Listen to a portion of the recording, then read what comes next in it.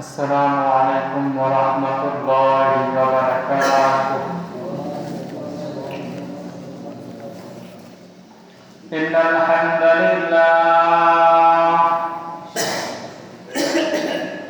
إن الحمد لله نحمده ونستعينه ونستغفره ونؤمن به ونتوكل عليه ونعوذ بالله من شرور أنفسنا ومن سيئات أعمالنا من يهده الله فلا مضل له ومن يضلله فلا هادي له وقال رسول الله صلى الله عليه وسلم طلب العلم فريضة على كل مسلم وقال رسول الله صلى الله عليه وسلم عن أبي هريرة رضي الله عنه قال قال رسول الله صلى الله عليه وسلم كل نفس ذائقة الموت সকল জোরে বয়ান করেন اللهم صل على محمد وعلى آل محمد كما صليت على إبراهيم وعلى آل إبراهيم إنك حميد مجيد اللهم بارك على محمد وعلى آل محمد كما باركت على إبراهيم وعلى آل إبراهيم إنك حميد مجيد সকল আস্তাগফিরুল্লাহ আস্তাগফিরুল্লাহ রাব্বি মিন কুল্লি যামবিন ওয়া আতুবু ইলাইহি লা হাওলা ওয়া লা কুওয়াতা ইল্লা বিল্লাহিল আলিয়্যিল আযীম আলহামদুলিল্লাহ মহান রব্বে কারিমের দরবারে অসংখ্য শুকরিয়া যে মহান রব্বুল আলামিন আজকে আপনি আমাকে জুমার দিন পবিত্র শ্রেষ্ঠ দিন আল্লাহ তাআলা যাকে দয়া করেছেন মহব্বত করেছেন ভালোবেসেছেন যাকে আল্লাহ তাআলা হৃদয় দিয়ে আমাদেরকে আসার জন্য বসার জন্য শুরু করে দিয়েছেন আমরা সেই মহান রব্বুল আলামিন রব্বে কারিম আমার দয়ার মালিক সম্মানিত রব মানে অর্থ হলো সম্মানিত তিনি উচ্চ আওয়াজে নিকটে আমরা সকলে একবার দিল থেকে শুকরিয়া আদায় করি আলহামদুলিল্লাহ আমি আপনাদের সকলকে দয়া করে অনুরোধ করে বলবো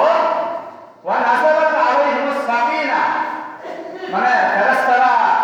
যে জায়গাগুলি ফাঁকা থাকে ওই জায়গাগুলি শয়তান বরকত করে কি করে আপনাদেরকে প্রতিদিন এবং প্রত্যেকবার বলা হয় এজন্য নিজ দায়িত্বে আগে সামনে কথা পূরণ করে তাহলে আশা করা যায়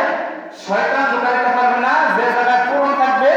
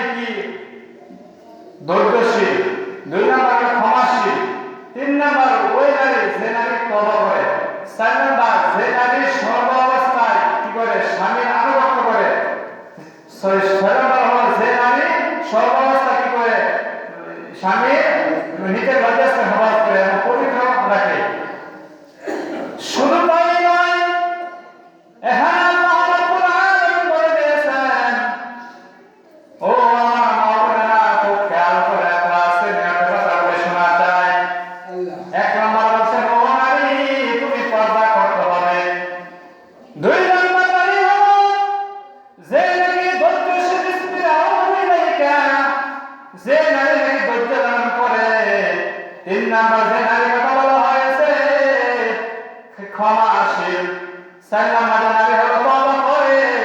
5 নাম্বারে নারী কি করে পবিত্র লাগে, 6 নাম্বারে নারী হলো ইসলামকে হেফাজত করে, 7 নাম্বারে নারী হলো কি করে পবিত্র থাকে, 8 নাম্বারে নারী হলো অন্যের কথা গোপনে রাখে। ঘটনার মধ্যে বলা হয়েছে হযরত আয়েশা সিদ্দিকা বলেন, ইয়া রাসূলুল্লাহ, আওয়াজ করলেন হযরতুল খালিদাতুল কুবরা রাদিয়াল্লাহু বলেন, হযরত আয়েশা সিদ্দিকা বলেন,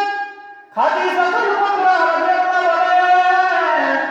খুলাইব বিনত হালাব বিনতে মদিনা শরীফে তাশরিফ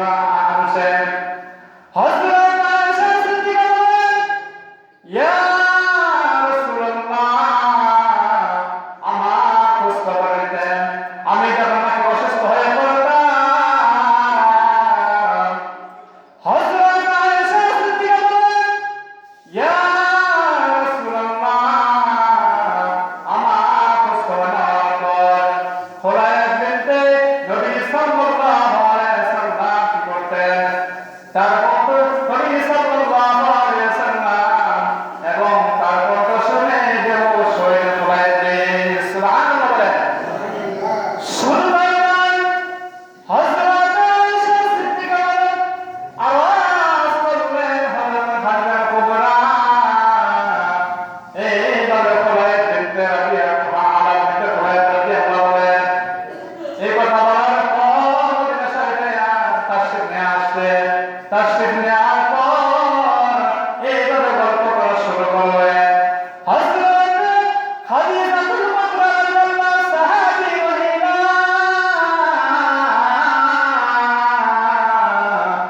এই ঘটনা শোনার পর খালায়েব বিন হালাব যখন নাকি তেলাওয়াত করতো, কণ্ঠ শুনে নবী সাল্লাল্লাহু আলাইহি ওয়াসাল্লামের চোখের পানি ফুটাফুটি পড়ে যেত। সুবহানাল্লাহ বলেন। শুধু তাই নয়,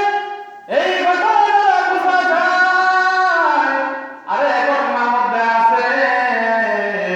হযরতে আলী রাদিয়াল্লাহু বলেন, আমার হাবিব